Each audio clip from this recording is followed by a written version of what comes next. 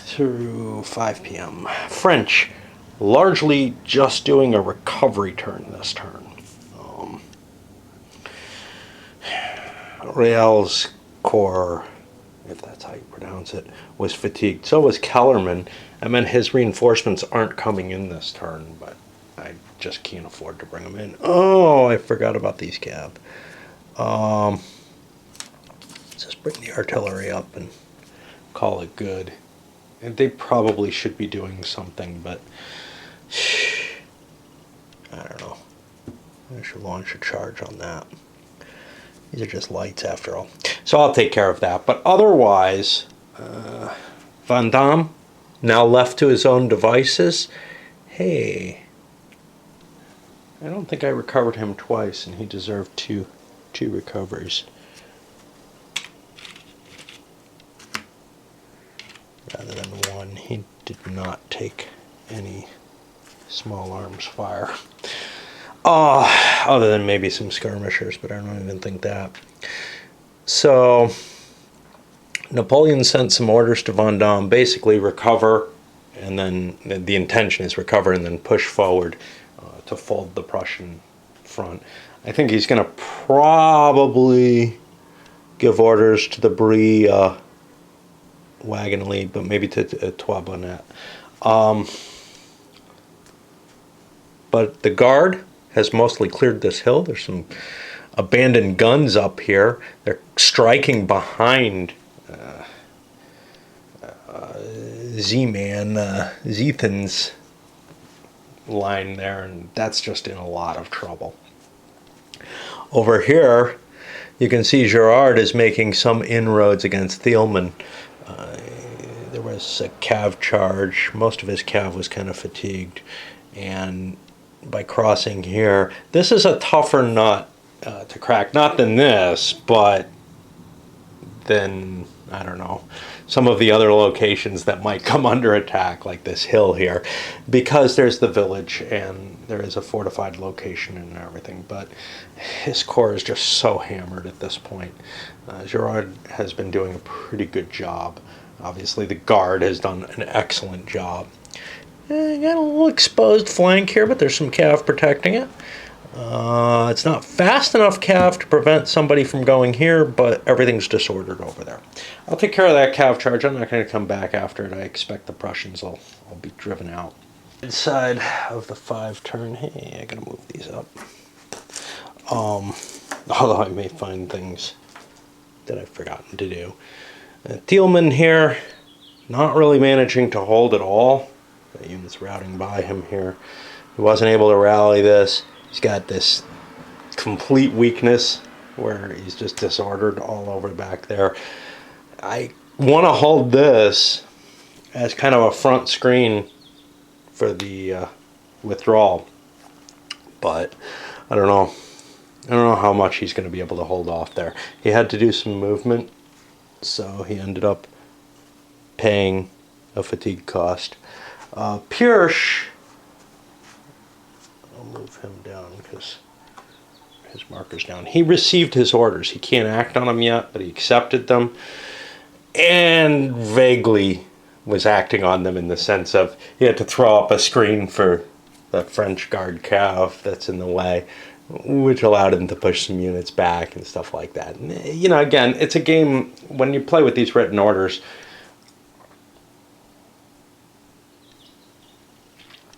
there's a lot of interpretation in place. And that means that different people might take it differently. They might say, oh no, your orders are not to do anything because you were attacking, right? Well, not to do anything doesn't mean you expose your flank, in my view. Basically, I always view the written orders as okay, look, this is an enhancement to the core idea of, yeah, I can move my stuff wherever I like, pretty much, or whatever. The one exception with this game is that it uses the chip orders as a sort of one option, and they remind me a lot of musket and pike in terms of, you know, you have to do what you're supposedly doing, and you don't have, you know, some kind of written plan out there. when I play musket and pike, I'm quite often finding myself doing stuff with my units that I do not want to do. I have a specific number of units I have to advance, etc. So I'm actually probably playing somewhere between rules 4 and 5. Order of system 5 is just you write everything down and you have players with different commands and they interpret them. And I don't want to get involved in the I must move 4 units forward and stuff like that. I have to engage if I'm attacking, to some extent. Anyway. But if I'm advancing to an attack, do I have to fatigue myself going as fast as I can? Nah, I don't agree with that. Okay. In fact, I will not do that unless I give myself orders to advance at all haste or something like that. Over here, Zethan's Corps, he just got his orders coming. They're going to be delayed orders to withdraw. I haven't written orders yet. You should write them before you send them out, but I don't do that in this game for some reason.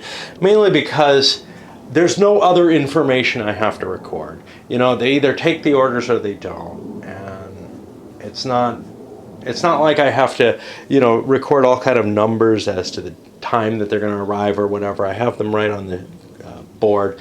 So I'll play a little fast and loose and try to remember what my orders would be. If I were playing opposed, I'd probably want to write the orders completely beforehand.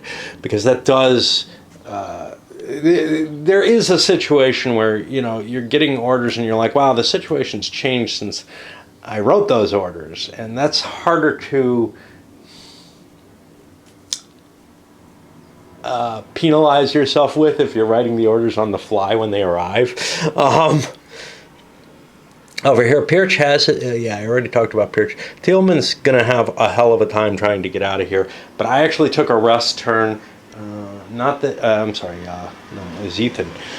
Not that he really needs a rest turn, but there were so few units that I wanted to move at all. Like, I wanted to cover this, but this guy's probably going to get routed out of there by the guards anyway.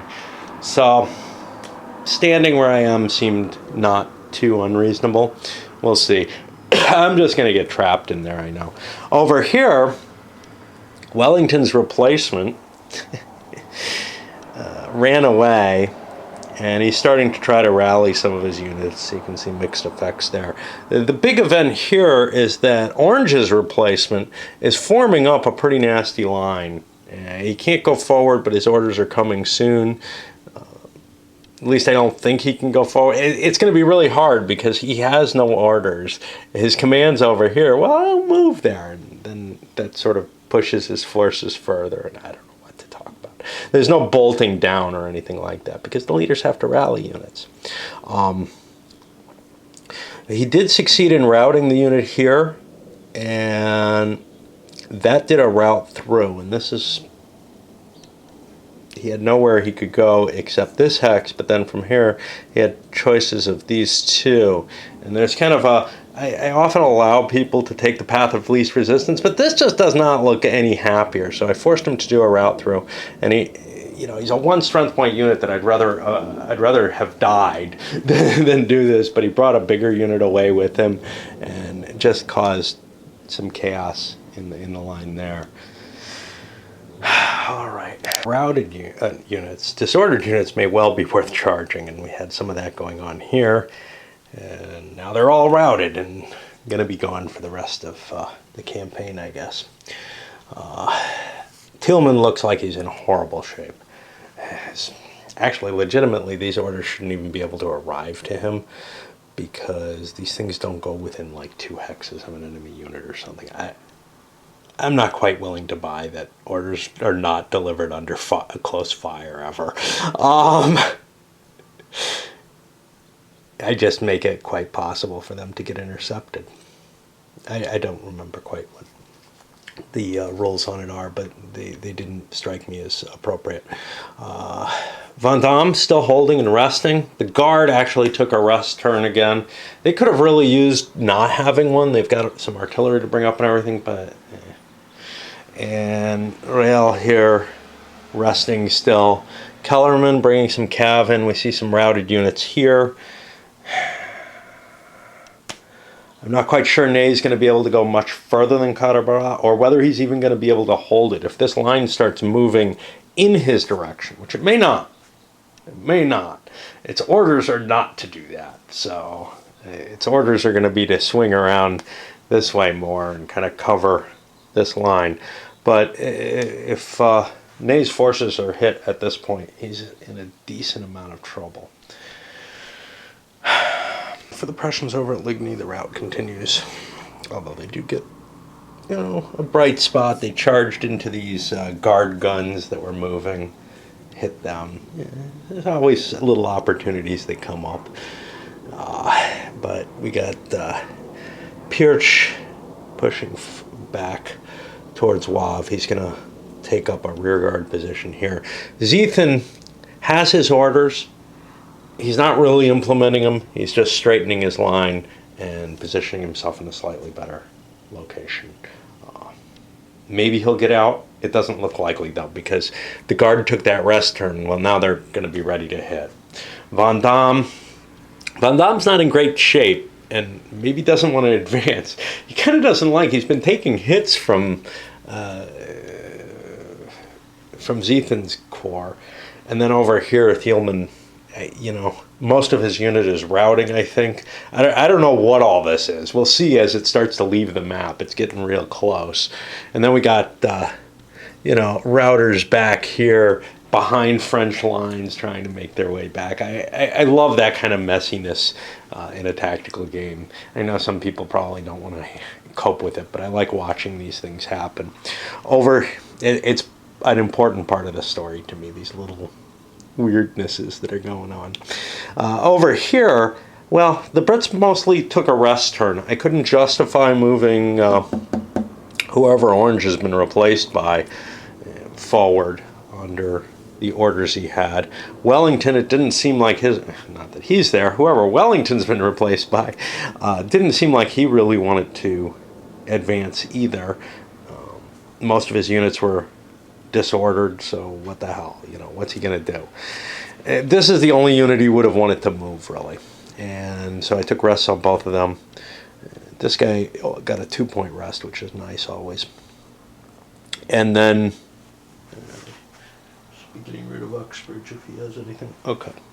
But a lot of successful rallying went on down here. So we're going to be able to throw some sort of defense in place. And honestly, at this point, the Brits and, well, the Anglo-Allied army looks in better shape than the French forces under Ney.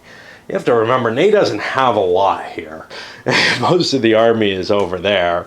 So if he manages what he's doing, this kind of draw, he's done a pretty good job. Anyway. Onward to, looks like we're getting to the 6 p.m. turn. What is it? 6 p.m. French side of the turn, largely a recovery turn for them. Over here, almost nothing happening at all. Held up everybody. And over here, well, you know, the guard was the only thing that really moved forward. And you can see they're putting additional pressure on Ziethen. If Van Damme could put pressure too, he'd be sealed up. But right now, it looks like there might be an escape route. The cav from here ran the gauntlet and made its way back to the guard. I can't do that with this artillery. That's pretty much doomed. It's already taken a loss and only has 2 factors. So, but I'm losing a lot of artillery. Again, I feel like with recovering infantry, recovering artillery probably makes sense too, because in between days, you know, some of this is just guns damaged and such not. There might be crew that you can gather together the same way you gather stragglers elsewhere. So that's one factor to keep in mind. But eliminated units are eliminated, and I've got quite a few of those in terms of artillery here. I'm not going to have the kind of grand battery that I think Napoleon brought to bear at Waterloo. On the other hand, the Prussian army is looking like it's being defeated more heavily. And Ney's doing, so far, a better job. We don't know. I came up here last turn to give him orders. And then this turn, I just couldn't think of anything. I mean, his orders are basically stick around and do what you're doing. You know, defend this area. There's not much more to talk about.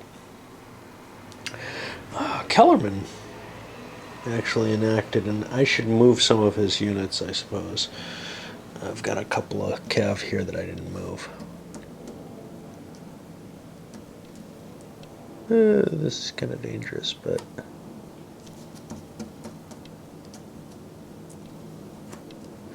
I think cav can defend itself against whatever might creep out of those woods. You know, I'm always thinking Civil War cav, which is just fragile and you don't want to get into battles. Yeah, this stuff, as long as it doesn't get caught from behind, is pretty damn potent. Although I hate to lose it, and when they fight, they have a tendency to lose strength points. All right, ready on the Allied side. Orange's command orders are in delay, but they're developing this line, which would be the natural thing to do if they're not sure what they're supposed to do. The orders don't quite correspond to the situation, so at least the orders I intended. So it's not unreasonable that there would be some debate about them. Wellington's force reserve is trying to recover still. Over here, the Prussians begin the long march out, and it's actually coming away pretty easily. Now, they got a lucky break in the sense that their loan was supposed to come in this turn, and I didn't notice. Now, I have this kind of pieced together sequence of reinforcements in 1800. These troops were supposed to come in. Well, I can't imagine how you would face the actuality of how the rule book's set up. There's no consolidated set. So, for example, for Ligny, sure, if I have this page open, because I don't have a turn record track to put things on, so I just kind of have things there. The turn record track's all on this. So, you know, I've got to remember at 1800 to look. There's no markings or anything on the record track to even indicate that you should look. I probably should put some in there. But I'm too fatigued right now to deal with that. Anyway, stuff happens. Thielman, his orders, I think, come into effect next turn. Yeah. So he'll be able to try to extricate himself. He's already half-heartedly doing so in terms of the positioning of the formation. Here, Z-Man, Zethan, my eyes get really bad at night. Like, my vision is just so much worse.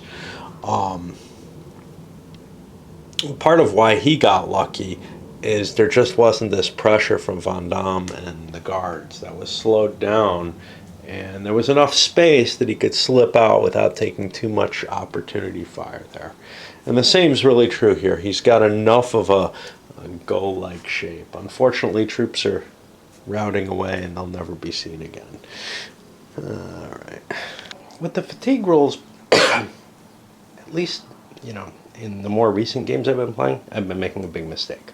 I just re-looked them up, and you can move half movement without taking a fatigue penalty. It doesn't count as rest, but there are certainly conditions where I'm looking and saying, wow, you know, I have this hard choice between, do I want to move any of my units when I have like one or two that just need to move a hex or two? Well, that's going to cost you one fatigue point in terms of not resting, if you've got the problem there.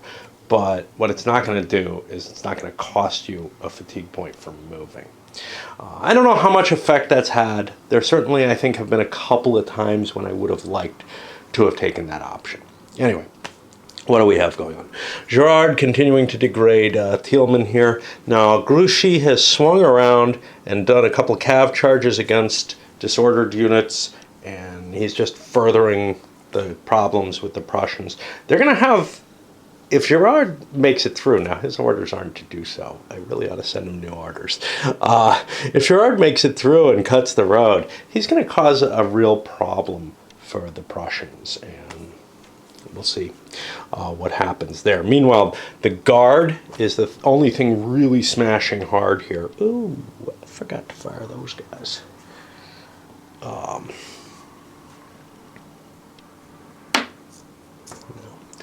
They could charge, but it doesn't seem... I mean, it's a rear attack. What the heck? I'll think about it. The Guard pressed on harder. Their desire is to get this line, basically, which is not exactly where I want them to be. So therefore, Napoleon sent them some new orders. Vendôme's still refusing to move. He's got a lot of recovery to do. He's finally under the penalty level here. Over here, again, not much happening, except that Ney and Real were actually reintegrating stragglers. It's kind of a cool functionality. You roll a die, you roll a morale check. If you succeed, you get one of your losses back. And it's a lot easier than this Larry guy back here, who's not really capable. Do I want to spend a fatigue to charge here? So I have 7 times 3 is 21 against a maximum of 8. That's not quite 2 to 1. Let's see how big he is. 34. He's 7, so I get 3 to 1. Let's go for it. They're long. We'll take that. And we're hitting in the rear, which is why we have that modifier, but we also have a morale. If there's a morale check, we have a huge bonus for it. But instead, we just, 3 to 1, not 4 to 1. Okay, so he takes a D1, and he'll be getting out of there. If you're new to the system, there's something you'll notice is, wow, your demoralization levels, whatever, are down at 1s and 2s. What's up with that? Well, the other games in the system don't give any counters for numbers higher than 10. And I've gotten very used to doing that. I just roll it around. So now I'm on the 12th turn, so we're seeing 2s up there. I have to be careful and make sure no real 2s or earlier are kicking around, because otherwise they'll have been degraded to where they can't rally anymore. And I can just replace them with a number, you know, like a 10, which would allow them to rally. Now, this game does give some counters, but it just doesn't give enough. I guess most of the scenarios probably run less than 15 turns in general. Even so, you probably need more of those counters towards the end of the scenario than the little amount that's given. And I really don't see any point for those. Those could also be used as strength markers for units, but there's no units that big. So there's an option to put the strength markers on the units instead of recording them. Anyway, we'll move on to the Allied turn after I do something to recuperate a little bit. Hitting 7 p.m. I wish I could have shown you a before and after picture. The Prussian army is basically disintegrated. But before that happened, I had a nice line here that I was slowly in organized withdrawal. Unfortunately, Thielmann, I found he's up to the desperation level, and Ziethen is at the demoralized level. All the good order units had to check. Thielmann doesn't have this. Thielmann actually held some of his locations over here in the town for a little bit, but then route throughs caused problems. We've ended up with only this. There's basically nothing left. I mean, this whole line is basically a disordered mess. There's a little bit of a line standing here. You know, there's a sporadic unit or something that's in good shape still, but this is just going to collapse completely. And if we can make it, you know, we got a lot of time before night. It's summer. If we can, if we can get our units moving as the French and really kind of pursue here, especially with Darlon coming on here, if Van Damme decides to move, we should be able to pretty much destroy this Prussian army. Over here, the Allies moved Wellington's reserve, or whoever's, and it's kind of scrambled. You can see some of these units are facing the wrong way towards those French, but they're worried about Kellerman's cav. They had to drive it off and then position themselves in some kind of line to try to defend this. We'll see how it all works out. This is going to basically pivot to protect the road and link up with this. And I don't think the French are going to go very far here. So we're not really seeing something terribly different from what did happen at Ligny and Quatre-Bras. The difference is the French are doing a little better in both cases. Over here at Quatre-Bras, they took the road.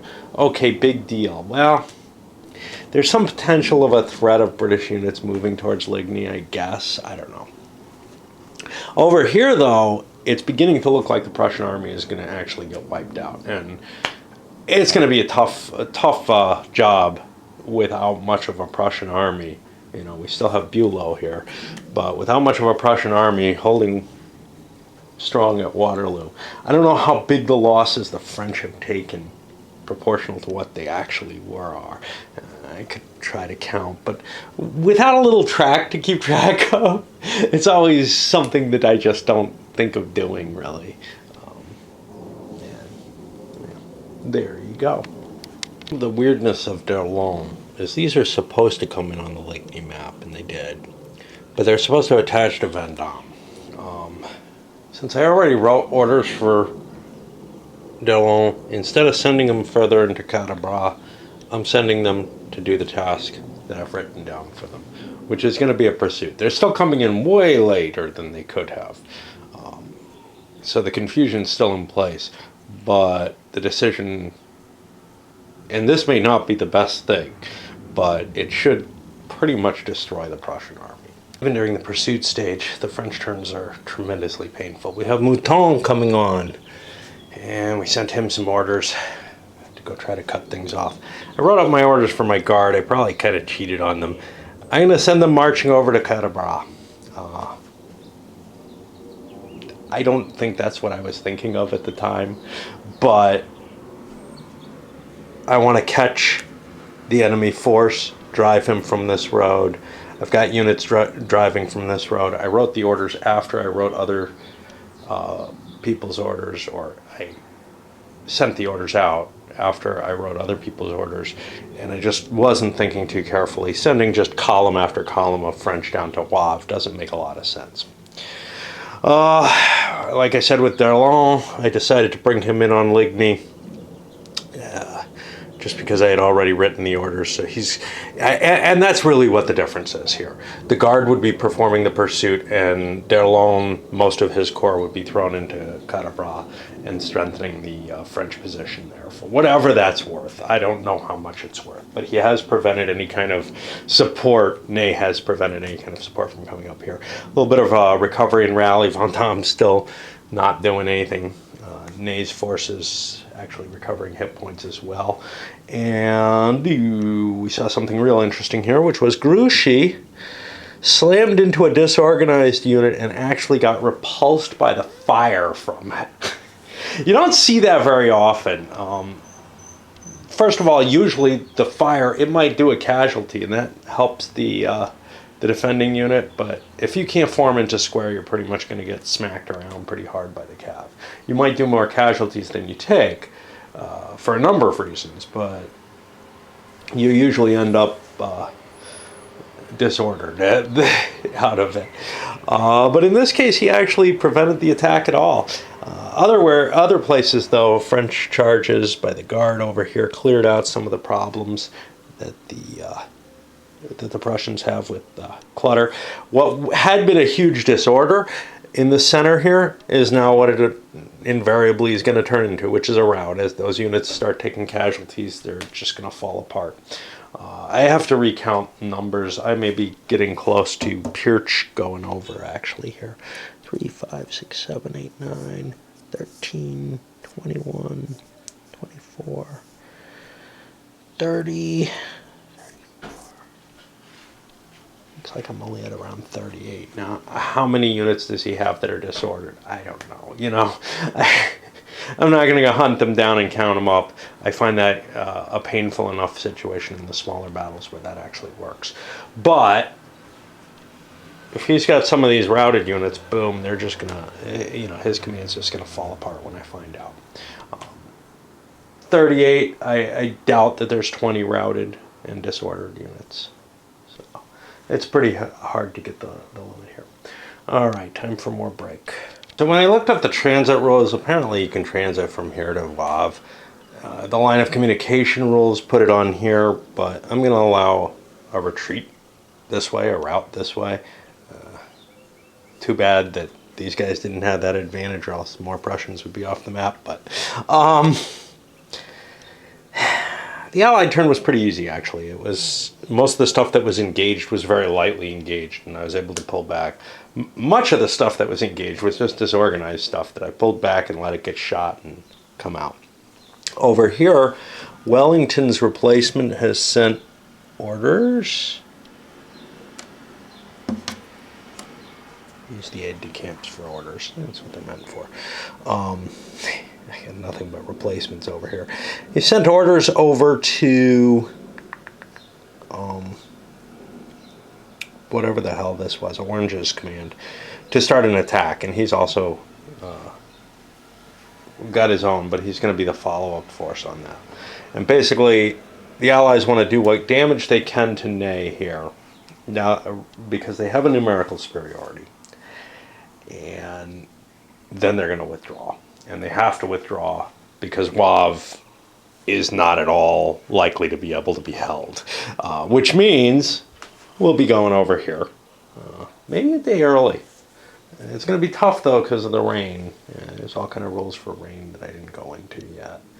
So, yeah, as you can see, much of that day is covered with rain. The late part of it, early on, we won't have that. And then, see, they got rain to here. I don't know if that's actually rain or if that's meant to be the muddy conditions. I have to look a little bit more carefully.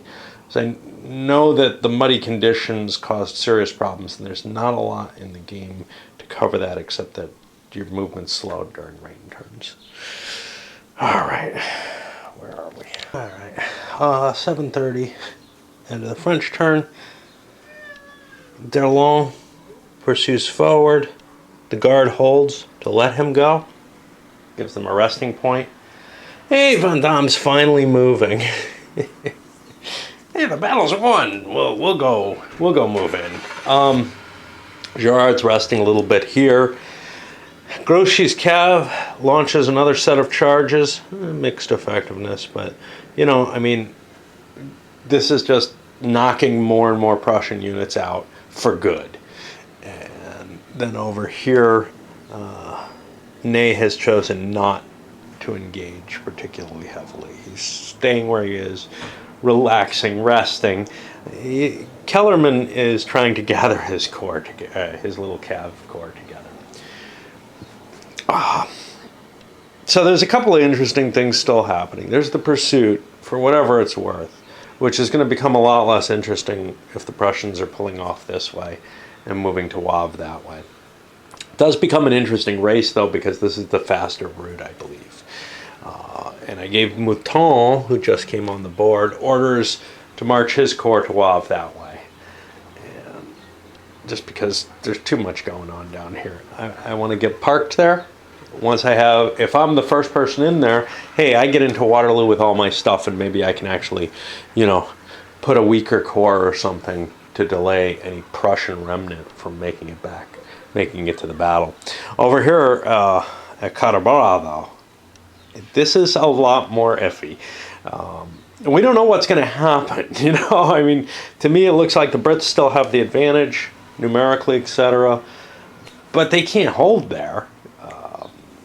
But maybe they could put a small delaying force there, and start pumping troops back. The problem is, if they put something small, they're just wasting it. And if they put something large enough to really kind of hammer Ney, well, they're risking not getting to Waterloo in time.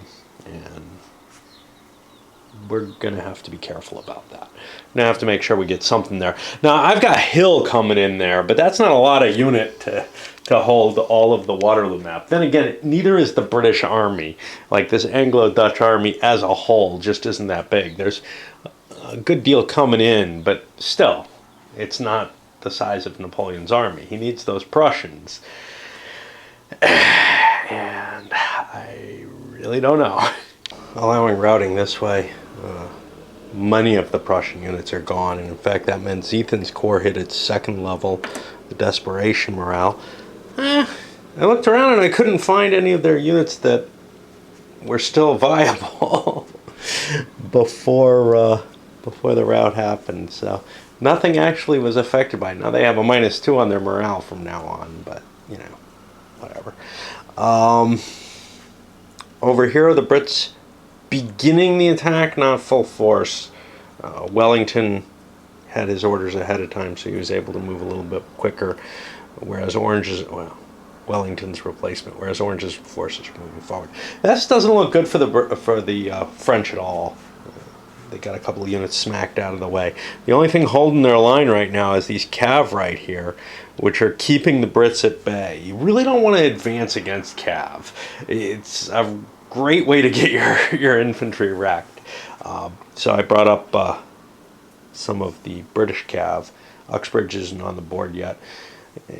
The one unit that had been kicking around for a while smacked Kellerman, sent him routing. He was already disordered. And I don't know. That's about it. I gotta hunt down because I got Prussian routers all over the place, straggling around, who knows where. And none of them really matter. They're just gonna fall off the map eventually. Some of Ziethen's force, that's what these guys are down there. Thielman had one unit.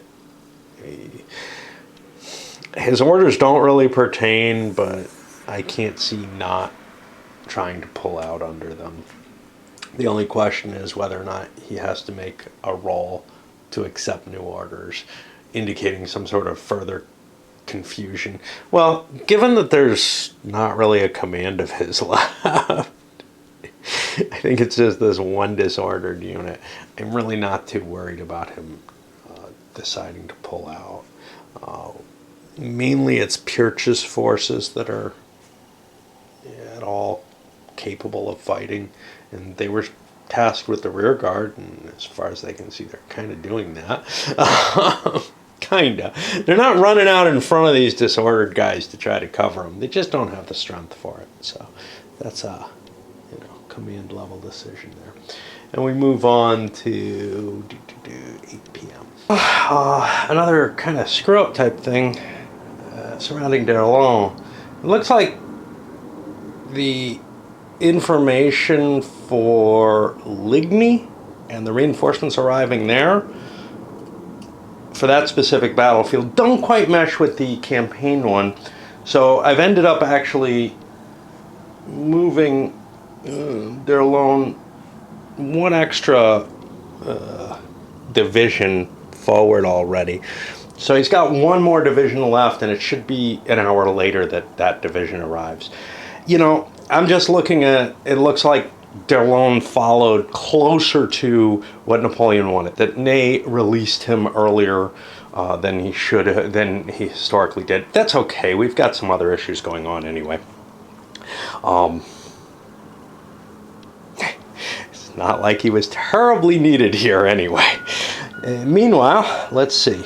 Not a lot of fighting going on, of course. Oh, I keep forgetting to do these. I've got to take care of that charge. We got the guard beginning to move down. Derlon positioning himself for his attack. Girard doesn't have orders yet. Somewhere They were supposed to get to him, but they didn't follow him. They went where he was, and then he left. Van Damme is moving, but he's moving slowly so as not to fatigue, because he's expecting and getting new orders as well, which we'll put in his hex because they've had time to move there. His orders are going to be to go support the Catamaran attack. Napoleon's actually going to go that way and commit Grouchy to the pursuit with what he has, which should be Girard, Derlon, and Mouton. And it's not really a pursuit, because at the very least Mouton's trying to shortcut it and get into position at Wavre before any Prussians can make it out. It is not going to be much in the way of Prussians, except for von Bülow, who's pretty potent, actually. So there's one good Prussian corps that's going to come in, and I got to keep an eye out when he comes in. I do not have him on this chart at all that I can see. Oh, there it is. He's going to come in the morning of the next day. So the French may actually beat him there, and that would be a problem. Meanwhile, over here, the French line is kind of resting, but taking some skirmisher fire or whatever. In one case, a failed rally attempt, and the French are beginning to break up there. One thing the French have been able to do, first of all, because they have so many leaders, etc., and they've got units that aren't moving all the time, is they've been recovering some of their troop strength. So they're going to be coming back as a stronger army than they have been for the past, half of the battle or so. Guys like Van Damme have had the chance to just sit there trying to recover. Now, it's not a guarantee, but they've gotten a few strength points back at least. Whereas I don't think the Allies have really had much opportunity to do that at all. Like with the Brits, their Anglo-Allied stuff was pretty much disordered, and it couldn't recover. And so we might see a little bit more, a little bit of more of an edge than even it appears right now. Alrighty, puts us at 8:30, and there's something funky going on. I don't know what it is. I may actually be right with Derlon. British reinforcements were due this turn in this slot, which means I'm gonna push this down to here, which is where I was intending for it to come in, I think. Some of Uxbridge's cav coming in. Historically, the two battles were done by this point, basically, but the game still allows for a little bit of twilight fighting or whatever. Well, late evening or early evening fighting, and we have the Brits beginning to push their way over to cover this fortified position, which will allow that unit to slip away. It was a unit that looked like it was lost not long ago, really. And you can see they're doing a number on the French line. There's not much left there, and I think Ney's going to have to pull back. The Guard's just not going to get there in time. But it'll get there in enough time to scare the Brits away for the next day. Meanwhile, the Prussians, man, they're just so hosed, it's ridiculous. The question is whether anything's going to escape. So far, nothing has. Everything's routed off. It's very slow and difficult to withdraw in the face of the enemy in this game. It's really a hard thing to do. And if anything comes out of this, I may have to create some sort of provisional corps out of the units, because the corps that'll be there are useless. I don't know. The game doesn't give any kind of rules for anything like that, but historically, often when a couple of corps would be destroyed like that, the high command would put them together and try to patch something together out of it under one commander or whatever. It's actually advantageous to have multiple commanders, but it's not advantageous. But by combining them, I might get some kind of slight morale increase on the whole thing. I don't know. maybe too much complexity to deal with. I may just handle it by the rules and notionally, you know, have one commander for it and not really worry too much about the morale implications. I guess that's about it. 8:30 here. Mouton moving forward. Gerard holding. He's got orders, but he can't implement them quite yet. Grouchy has driven away most of what was here that was in good shape and smacked into this line, did some damage to it. Did some damage to his own cav too that bounced off. And you notice again, no square was formed. I may have screwed up there. Anyway, over here. So, after my lawn disaster and my O'Reilly Royale, it's no, I can't remember. It's like Royale. I think, I don't know. I asked my wife and then Googled to hear it more specifically.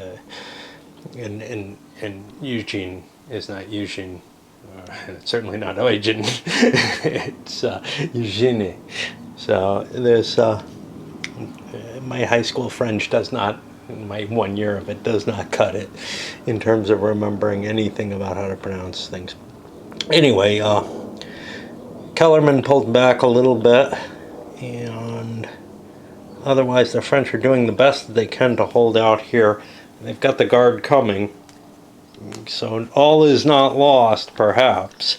But I don't know how much I really want to hold Quatre Bras, how much it matters to me. I probably ought to be sending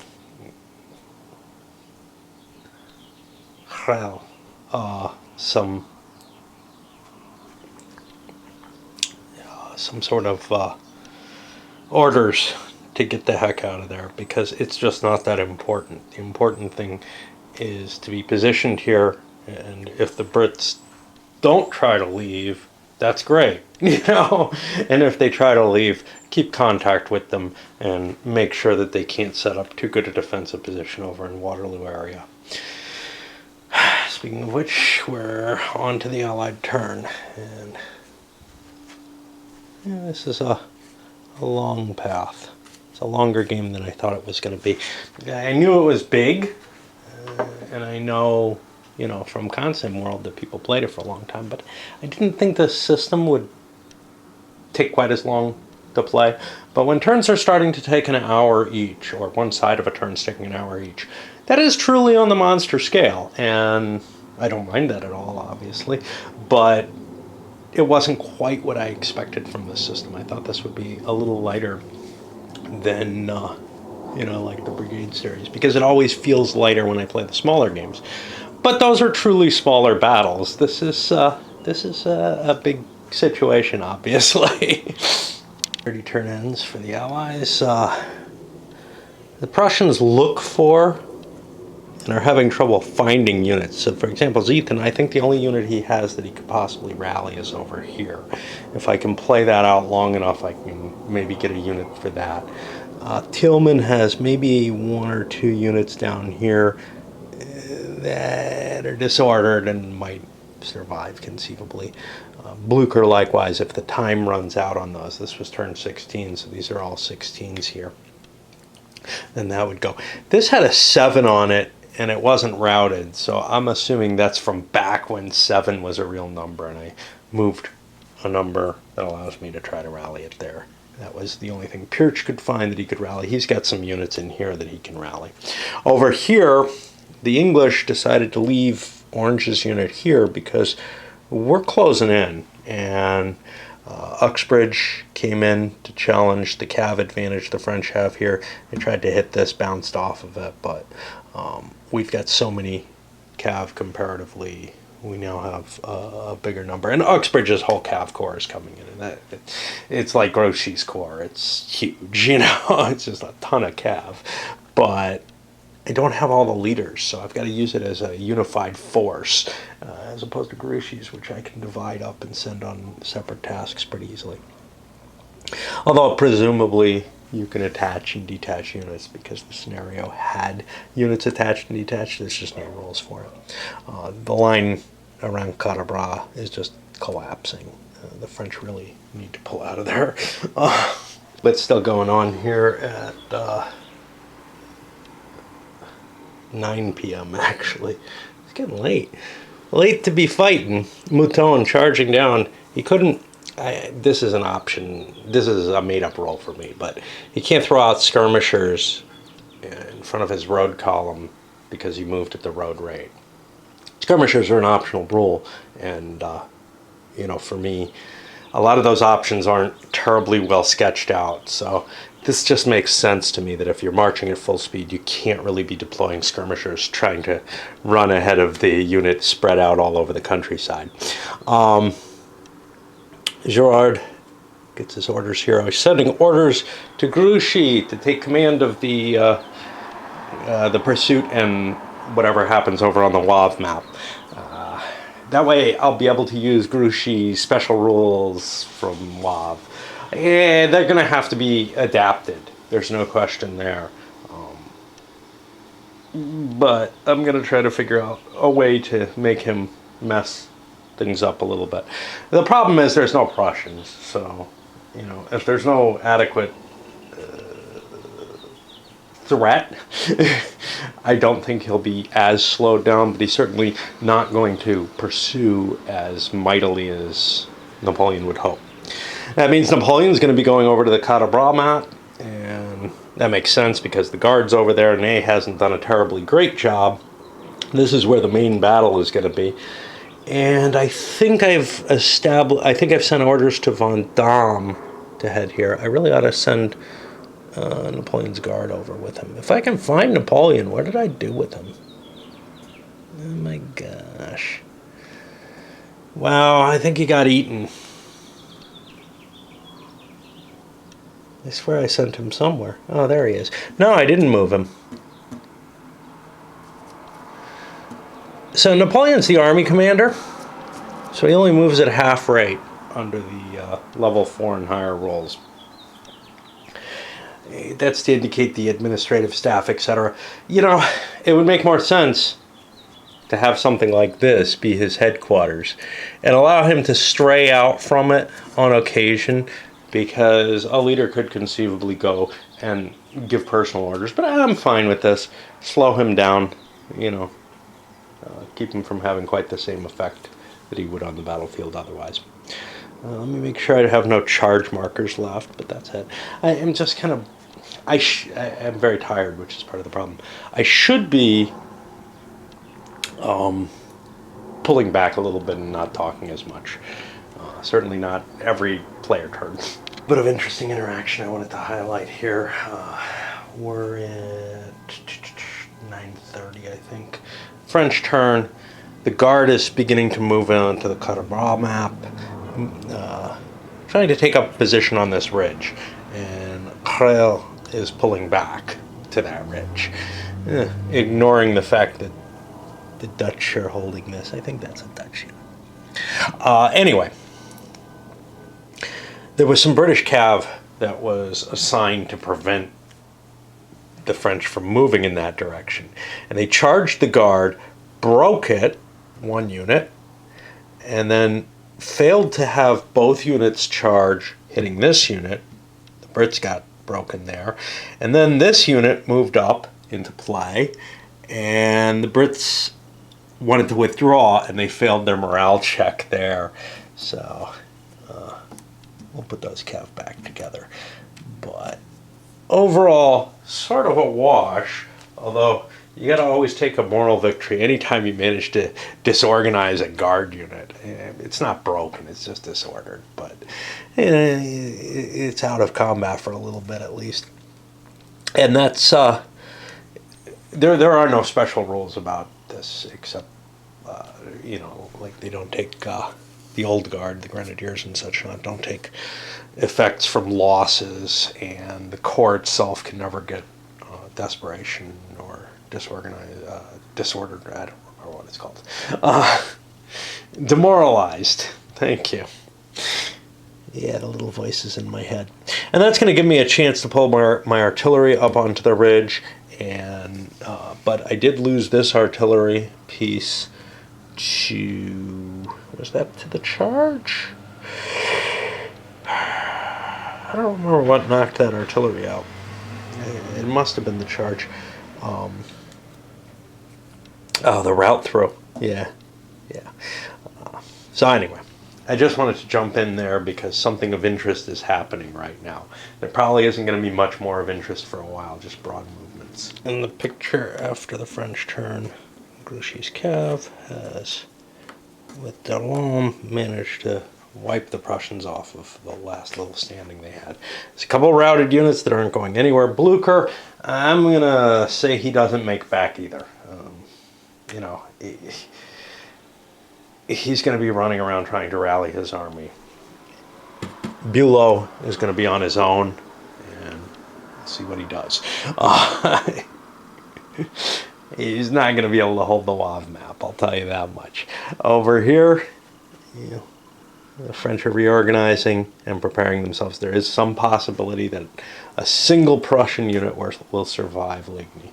Otherwise, everything's destroyed. I mean, yes, there's probably half the army or more that's just running, but there's not enough, there's not going to be the time or the ability to reorganize them. I don't mind that so much. What I mind is when a unit gets disordered and bumped off the map. If that happens in this system, the unit's out of the battle. Well, in the case of this particular scenario with the 4 maps and everything, a disorganized or maybe even a routed unit might well recover. A routed army like Blucher just suffered, man, I mean, that's beyond my belief. That's an Austerlitz style victory here, where there's nothing left, and he's just not going to be able to piece anything of that army together. So, Uxbridge has a tough job in front of him. We'll see if he can hold a much mightier army off in the way that Wellington did historically. I highly doubt it. The terrain's good, but it's not that good. It would have to be like impenetrable cliffs to stand this army off. As we pull into what, 10 p.m. The battles of Ligny and Wavre are over. Cadabras are over. For Ligny, every Prussian unit's been driven off the map except one, the routing unit here. Over here at Cadabras, the British stopped their advance. Their orders are null. It's dark. They just can't continue. I mean, they could have launched one more turn of attack. They chose not to. Resting their units a little bit, not a big deal there. The big deal is during the night turns. So there's restrictions that make it almost impossible to fight. I don't remember what they are. I looked them up just a moment ago, but you can't fire no fire combat. Melee combat, you had to start adjacent. And I don't remember. I don't know if there's no prohibition against movement.